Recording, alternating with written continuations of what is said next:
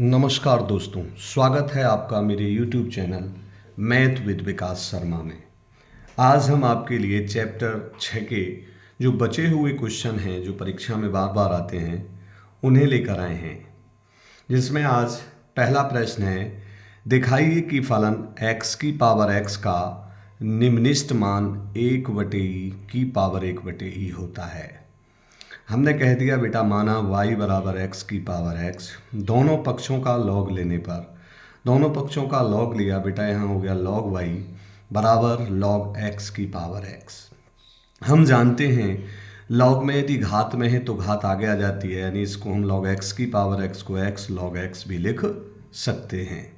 समीकरण एक जो हमने ये मानी है, इसका हमने x के सापेक्ष अवकलन कर दिया। यहाँ बेटा ये दो चीज़ गुणा में है, एक को फर्स्ट और एक को सेकंड माना। ये हो गया बेटा log y का 1/y और y का dy/dx। बेटा x एज इट इज़ यानी first as it is, log x का सेकंड यानी 1/x। First as it is, second यानी log x का 1/x plus log x as it is बेटा 1x का 1। हमने क्या किया, यहाँ पर x से x को कैंसिल कर दिया बेटा। ये जो y है इधर जाके हो गया y into 1 plus log x। अब y का मान है बेटा x की पावर x, वो हमने इस y की जगह यहाँ रख दिया, x की power x 1 plus log x बराबर, ये इसको समीकरण 2 मान लिया, एक बार डिफरेंशियल हो गया। जब बेटा हम उच्चिष्ट या निम्नलिखित मान निकालते हैं तो हम 2 बार डिफरेंशियल करते हैं। हमने पुनः इसका अगेन डिफरेंशियल कर दिया, dy/dx का हो गया d2y/dx²। ये बेटा फर्स्ट है x की पावर x, इसको हमने एज इट इज़ कहा। बेटा 1 का 0 और 1 प्लस log x का, यानी 1 का 0 और log x का 1/x, यानी ये आ गया x की पावर x 1/x प्लस अब 1 plus log x as it is. अब हम x की पावर x का करेंगे तो अभी अभी हमने x की पावर x का बेटा डिफरेंशियल किया था, वो आया था x की power x 1 plus log x, यानी इसका हमने डिफरेंशियल बेटा यहाँ यही लिख दिया x की power x 1 plus log x, क्योंकि ये x की पावर x का डिफरेंशियल है। अब बेटा यहाँ x की पावर x है, यहाँ भी x की पावर x है, तो x की पावर x कॉमन लिया, ये आ गया 1/x प्लस, जब x की पावर x कॉमन हो गया तो यहाँ पे 1/x बचा, यहाँ से x की पावर x कॉमन हो गया तो यहाँ पर 1 प्लस log x का होल स्क्वायर हो गया। अब बेटा उच्चतम एवं निम्नतम मान के लिए हम dy/dx के मान को, यानी जो बार पहली बार डिफरेंशियल किया है उसको 0 के बराबर रखते हैं। x की power x 1 plus log x, जो dy/dx का मान था वो बराबर हो गया 0 के। ये 1 प्लस log x बराबर 0, log x यहीं रहने दिया, 1 को इधर ले गए -1। ये बेटा 1 वैल्यू होती है log e की, तो ये हो गया माइनस के log e। ये log x बराबर log, इस घात को, ये -1 है यहाँ, हम इसको घात में ले गए तो ये हो गया log e की पावर -1। इसको हम log 1/e लिख सकते हैं, log से log कैंसिल हो गया, यहाँ पर x का मान आ गया बेटा 1/e। अब ये जो x का मान 1/e आया है, इसको हम डबल डिफरेंशियल में रखेंगे इसमें, जिससे कि हमें ये पता लग जाए कि प्लस में आएगा या माइनस में। जैसा कि निम्नलिखित मान बोला है उसने, तो प्लस में आना चाहिए। हमने d2y/dx² यानी इसमें x की जगह 1/e रख दिया, तो बेटा यहाँ x है तो इसकी जगह 1/e और पावर में भी 1/e, फिर ब्रैकेट में 1/x की जगह 1/e प्लस ये है 1 प्लस log x, और बेटा 1 प्लस log x का मान सीधे सीधे हमारे पास है 0, तो यहाँ हमने इसकी जगह रख दिया 0। ये 0 हो गया, e ऊपर पहुँच गया तो ये आ गया e इंटू 1/e की पावर 1/e, यानी ये मान कैसा आ गया, धनात्मक। हमने कह दिया d2y/dx² का मान धनात्मक है, इसलिए दिया गया फलन निम्नलिखित होगा। x बराबर 1/e पर निम्नलिखित मान, जो हमारा सवाल है x की पावर x, उसमें हमने x की जगह बेटा 1/e और घात में भी x की जगह 1/e, यानी इसका निम्नलिखित मान जो हमें सिद्ध करना था 1/e की पावर 1/e सिद्ध हो गया, यही हमारा आंसर हो गया। बेटा आज का अगला क्वेश्चन है, सिद्ध कीजिए कि r त्रिज्या के गोले के अंतर्गत विशालतम शंकु का आयतन गोले के आयतन का 8/27 होता है। ये एक चित्र बनाया बेटा गोला हमने, उस गोले के अंतर्गत एक शंकु है जिसकी त्रिज्या r है, ये त्रिज्या r है, और इस शंकु की जो ऊंचाई है बेटा वो हमने h मान ली। जब शंकु की ऊंचाई को हमने स्मॉल h मान लिया तो बेटा इसको हमने यहाँ से लेकर OC को x मान लिया। अब हमने क्या किया, माना r त्रिज्या के गोले के अंतर्गत एक शंकु है जिसकी त्रिज्या CQ, जो ये त्रिज्या है CQ हमने r मान ली, OC को हमने x मान लिया, OAR हमें दिया गया है, यानी OA और OQ हमें r दिया गया है, वो हमने r मान लिया। शंकु की ऊंचाई बेटा, शंकु की ऊंचाई होगी ये प्लस ये, यानी small x plus capital R, यानी ये हो गया h बराबर शंकु की ऊंचाई, h बराबर x प्लस R। शंकु का आयतन बेटा b हो गया, तब b बराबर 1/3 pi r square h, 1/3 pi r square h है बेटा हमारे पास x प्लस आर, तो इस h की जगह हमने x प्लस आर रख दिया, इसको समीकरण 1 कह दिया। अब ये एक समकोण त्रिभुज बन रहा है बेटा OCQ। इस समकोण त्रिभुज OCQ में हम जानते हैं कि कर्ण का वर्ग बराबर होता है आधार का वर्ग प्लस लंब का वर्ग, यानी बेटा ये जो OQ है इस OQ का वर्ग बराबर होगा OC का वर्ग प्लस CQ का वर्ग। OC बेटा x स्क्वायर दे रखा है, CQ बेटा हमने r माना है, तो ये r का स्क्वायर हो गया, ये हमने r माना है, तो हो गया बेटा r स्क्वायर बराबर OQ बेटा कैपिटल R दे रखा है तो उसकी जगह हमने कैपिटल R स्क्वायर, हमने यहाँ से स्मॉल r स्क्वायर की वैल्यू निकाल ली, r square small r square को यहीं रहने दिया, बराबर कैपिटल R स्क्वायर और x स्क्वायर हो जाके माइनस के x स्क्वायर हो गया। अब ये जो समीकरण 1 है उसमें हमने इस स्मॉल r का मान या इस वाले r का मान हमने यहाँ रख दिया, तो ये हो गया 1/3 पाई इस r स्क्वायर की जगह बेटा capital R square minus x square into x plus r, ये आ गया v बराबर 1/3 pi r square x plus r की क्यू, बेटा इसकी मल्टीप्लाई कर दी अंदर, तो r square x plus r square की r में तो r की घात 3 माइनस x स्क्वायर की x में, तो ये हो गया बेटा माइनस x की क्यूब, माइनस x स्क्वायर की प्लस r में तो माइनस r x स्क्वायर, इसको हमने समीकरण 2 मान लिया।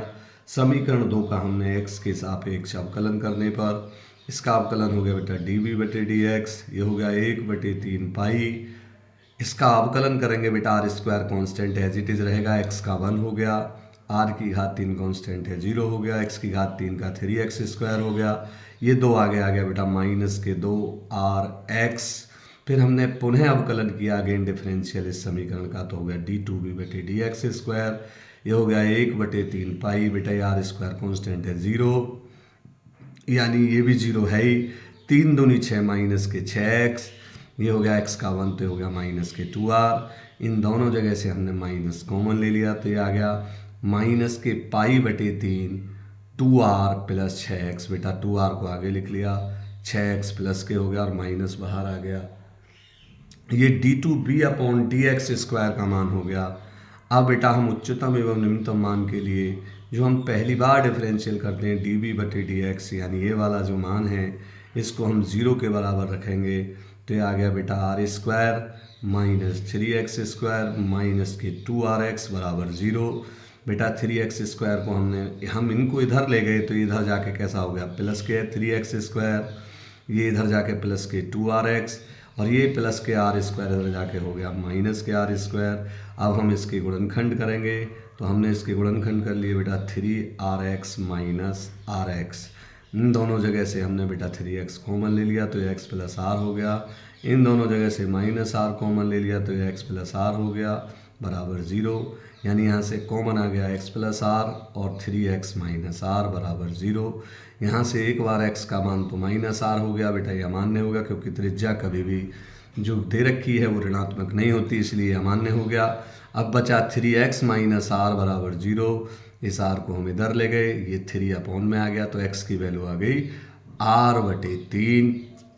अब बेटा यहाँ हमारा दूसरा आगे देखिएगा, आगे दे रखा है बेटा x बराबर r/3 पर, x बराबर r/3 जो हमने मान निकाला है वो हम डबल डिफरेंशियल में उठाकर रखेंगे x की जगह। तो यह है d2b/dx² बराबर माइनस के π/3 2r प्लस 6r/3, 3 से 6 कट गया 2 बार।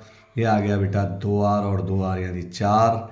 ये आ गया माइनस के 4πr/3 x बराबर r/3 पर d2b/dx² का मान ऋणात्मक है, इसलिए दिया गया फलन विशालतम होगा।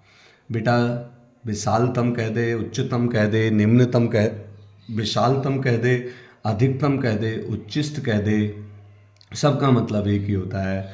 अब हम समीकरण 2 में b बराबर 1/3 पाई, जो हमारी समीकरण 2 थी, उस समीकरण 2 में बेटा जहाँ जहाँ x आ रहा है, यानी ये समीकरण 2 है, इसमें इस x की जगह, इस x की जगह और इस x की जगह हम r/3 रखेंगे। तो यह आ गया 1/3 पाई r² इस x की जगह r/3 प्लस r³ माइनस इस x की जगह बेटा r³/3/27 माइनस r और x की जगह बेटा r/3 का वर्ग यानी r²/9। इसको हमें सीधे सीधे इसका एलसीएम लेंगे बेटा 27 एलसीएम आ गया बेटा, ये हो गया 9r³ plus 27r³ minus r³ minus 3r³। ये आ गया बेटा प्लस वाले जोड़ दिए 36r³ माइनस 4r³/27 यानी 36 में से 4 गए तो 32/27r³। ये आ गया बेटा, इस 32 को हम 8 गुणा 4 लिख सकते हैं, यानी 8 गुणा 4, और बेटा ये 27 है यानी 8 के बटे में 27। यहाँ पर बचा बेटा 4 पाई, ये वाला पाई और r³/3 यानी कुल मिला के हो गया 8/27 गुणा 4/3 पाई r³ बेटा ये शंकु का आयतन चल रहा है, बराबर आ गया 8/27। ये गोले के आयतन का सूत्र होता है, गोले के आयतन का सूत्र होता है 4/3 पाई r³। यही हमारा आंसर हो गया। बेटा ये क्वेश्चन बार बार परीक्षा में आता है, बहुत अच्छा क्वेश्चन है, आप सभी इसको करके जाएं। मैं उम्मीद करता हूँ कि आपकी समझ में आया होगा। और आप अगला क्वेश्चन देखिएगा बेटा। आज का प्रश्न है, सिद्ध कीजिए कि अर्धशीर्ष कोण अल्फा और h ऊंचाई के लंबवृत्तीय शंकु के अंतर्गत अधिकतम आयतन के बेलन की ऊंचाई शंकु की ऊंचाई की 1/3 है और बेलन का अधिकतम आयतन 4/27 पाई h³ tan स्क्वायर अल्फा है। माना शंकु की ऊंचाई h, अर्धशीर्ष कोण अल्फा है और बेलन के आधार की त्रिज्या बेटा x है। और अब हम आगे देखेंगे एक समकोण त्रिभुज। बेटा ये हमने एक चित्र बनाया शंकु, और उस शंकु के अंदर हमने एक बेलन बना दिया। ये शंकु है और इस शंकु के अंदर हमने एक बेलन बना दिया, और हमने कह दिया बेटा ये जो शंकु है ये है ABV, ये C है, ये D है, तो इसको A', B', ये COD, और ये हो गया बेटा x।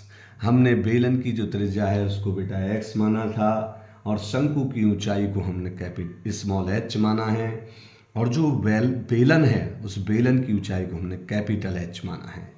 तो अब हम समकोण त्रिभुज, जो ये समकोण त्रिभुज है हमारा BO'A', ये वाला बेटा, इसमें ये इसका अर्धशीर्ष कोण हमें दे रखा है, क्या है, अल्फा है। तो इस वाले समकोण त्रिभुज में BO'A' में हमने कॉट अल्फा का मान निकाल लिया, और कॉट अल्फा होता है बेटा BO' बटे A'(O'), BO' बटे A'(O') की वैल्यू बेटा दे रखी है, कितनी है यहाँ से यहाँ तक, ये आपको दे रखी है, ये कितनी है, x है। तो ये हो गया BO' बटे A'(O') का मान x हो गया, इस x की इधर मल्टीप्लाई कर दी तो ये आ गया बी ओ डैश बराबर एक्स कॉट एल्फा, इसकी मल्टीप्लाई हो गई तो ये आ गया एक्स कॉट एल्फा। बेलन की जो ऊंचाई है बेटा, ये संपूर्ण ऊंचाई जो दे रखी है ये किसकी है, शंकु की। हमें तो बेलन की ऊंचाई चाहिए कहाँ से लेकर कहाँ तक, यहाँ से लेकर यहाँ तक, जिसको हमने कैपिटल एच मान लिया। और टोटल ऊंचाई जो ऊपर तक हमें दी गई है उस टोटल एच में से हमने जो ये निकाली है बी ओ डैश, यानी ये बी ओ डैश, ये हमने इसमें से घटा दिया तो ये हो गया बेलन की ऊंचाई यानी कैपिटल एच बराबर small h minus B O dash का मान है बेटा एक्स कॉट एल्फा, तो ये हो गया H minus small h minus x cot alpha. ये समीकरण 1 हो गया। बेलन का आयतन बेटा v है, तब v बराबर बेटा बेलन के सूत्र होता है आयतन का पाई आर स्क्वायर एच, और आर का मान बेलन का हमने क्या मान रखा है x, तो ये हो गया pi x square capital H, और कैपिटल एच का मान है बेटा small h minus x cot alpha, वो हमने यहाँ रख दिया। इस बी एक्स स्क्वायर की इसमें अंदर मल्टीप्लाई कर दी तो ये आ गया B x square H minus ये आ गया पाई एक्स की घात 3 कॉट एल्फा, जिसको मैं समीकरण 2 मान लिया। कह दिया समीकरण 2 का एक्स के सापेक्ष अवकलन करने पर, जब इसका हमने एक्स के सापेक्ष अवकलन किया तो बेटा ये आ गया डी बी बटे डी एक्स, ये आ गया डी बी बटे डी एक्स, इसकी घात आगे आ गई तो 2 पाई एक्स एच माइनस ये आ गया 3 pi x square cot alpha.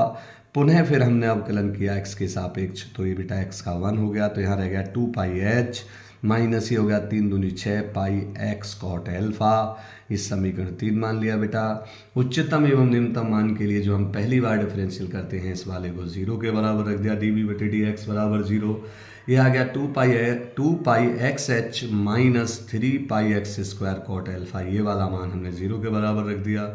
इसको हम इधर ले गए तो इधर जाके माइनस के 3 pi x square cot alpha plus के हो गया, पाई से पाई कैंसिल हो गया बेटा, एक्स स्क्वायर से की जो घात है उस घात से ये एक्स कैंसिल हो गया। अब यहाँ पे बचा बेटा 2 और इस 3 को अपॉन में ले आए, एच है ही और इस कॉट एल्फा को हम भाग में ले आए, तो ये आ गया 2h बटे 3 कॉट एल्फा बराबर एक्स। ये हो गया बेटा x बराबर 2 बटे 3 h बटे कॉट एल्फा को हम ऊपर ले जाएंगे कॉट को, तो ये tan एल्फा हो जाएगा, यानी x की वैल्यू आ गई 2 बटे 3 h tan एल्फा। x बराबर 2 बटे 3 h tan एल्फा जो आया है ये मान, इसको हम डबल डिफरेंशियल में रखेंगे x की जगह, सिर्फ ये पता लगाने के लिए प्लस में आएगा या माइनस में आएगा। जैसा कि उसने हमसे कहा है अधिकतम है तो माइनस में आएगा बेटा, इसकी जगह हमने d2b upon D x square में इस x की जगह यानी यहाँ पर कितना है, यहाँ पर कितना है बेटा 2 पाई एच, तो ये 2 पाई एच हमने पीछे लिख दिया, यहाँ पर माइनस के 6 और पाई और इस x की जगह रख दिया 2 बटे 3 H tan alpha into cot alpha.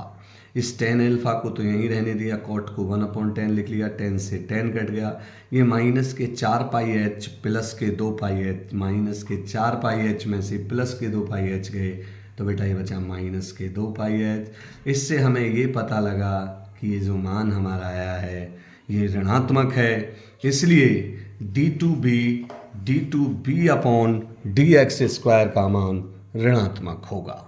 जब d2b upon D x square का मान बेटा ऋणात्मक होगा तो हमने कह दिया इसलिए दिया गया फलन अधिकतम होगा। जो समीकरण 1 थी हमारी बेलन की ऊंचाई वो थी कैपिटल H बराबर small h minus x cot alpha, ये वाला जो मान है बेटा 2 बटे 3, ये हमने 2 बटे 3 h tan एल्फा इस x की जगह यहाँ पर रख दिया, तो ये हो गया h small h minus 2h बटे 3 tan alpha into cot alpha, फिर इस कॉट एल्फा को 1/10 एल्फा बना लिया, इससे tan एल्फा से tan एल्फा कैंसिल हो गया बेटा। जब 10 से 10 कैंसिल हो गया तो यहाँ पर बचा कितना h माइनस 2h बटे 3, फिर 3 हमने एलसीएम ले लिया तो ये हो गया 3h माइनस 2h अपॉन 3। ये आ गया बेटा कैपिटल H जो क्या है बेलन की ऊंचाई, यहाँ पर बचा बेटा 1 बटे 3, ये स्मॉल h होता है शंकु की ऊंचाई, तो ये आ गया बेलन की ऊंचाई बराबर 1 बटे 3 गुणा शंकु की ऊंचाई। समीकरण 2 से जो समीकरण 2 थी हमारी वो ये थी b बराबर pi h x square minus pi x की घात 3 कॉट एल्फा। बेटा इसमें जहाँ जहाँ x आ रहा है तो ये वाला जो x का मान था 2 बटे 3 h tan एल्फा हमने यहाँ भी रख दिया, तो ये हो गया pi H 2/3 h tan alpha का whole square minus pi cot alpha और एक्स की जगह बेटा 2/3 h tan अल्फा की घात 3 हो गया। ये हो गया पाई एच, इसका वर्क करेंगे तो 2 दूनी 4/9 h square tan square alpha. ऐसे ये पाई कॉट अल्फा इसका होल क्यू करेंगे तो 2 दूनी 4 दूनी 8, 8/3 3 9 27 h की घात 3 tan की घात 3 अल्फा। ये हो गया बेटा 4/9 पाई एच की घात 3 tan square alpha minus pi cot alpha को 1/tan अल्फा लिख लिया, जिससे कि इस tan की घात 3 यहाँ से कैंसिल होकर ये रह गई 2, यानी ये बचा बेटा यहाँ पर 4/9 पाई एच की घात 3 tan स्क्वायर अल्फा माइनस ये हो गया बेटा 8/27 पाई एच की घात 3, ये 3 यानी घात इससे कट कर रह गई tan स्क्वायर अल्फा यानी 2 रह गई। अब हमें दिखाई दे रहा है यहाँ पर पाई एच की घात 3 tan स्क्वायर अल्फा, पाई एच की घात 3 tan स्क्वायर अल्फा कॉमन ले लिया, यहाँ पर 4/9 बचा और माइनस के 8/27, 4/9 माइनस 8/27 में से जब हम इसको माइनस करेंगे तो ये आएगा 4/27 पाई एच की घात 3 tan स्क्वायर अल्फा। बेटा यही हमको सिद्ध करना था, यही हमारा आंसर हो गया। बेटा आज के लिए इतना ही। कल हम आपको समाकलन यानी गणित सेकंड के समाकलन के क्वेश्चन जो बोर्ड में बार बार आते हैं उनको कराएंगे और उनके कुछ फॉर्मूले भी बताएंगे। धन्यवाद।